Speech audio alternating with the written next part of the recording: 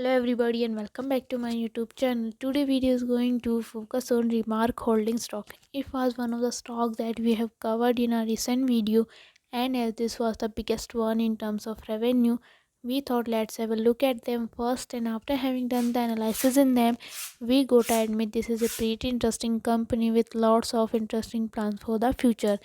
They want to grow their business significantly and the different ways that they want to achieve this.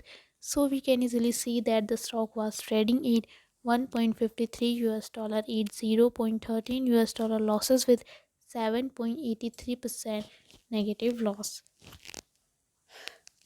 In 5 days time frame, the stock was trading at 0.36 US dollar losses with 19.05% negative loss. In 1 month time frame, the stock was trading at 0.59 US dollar, growing with 62.77% positive gaining.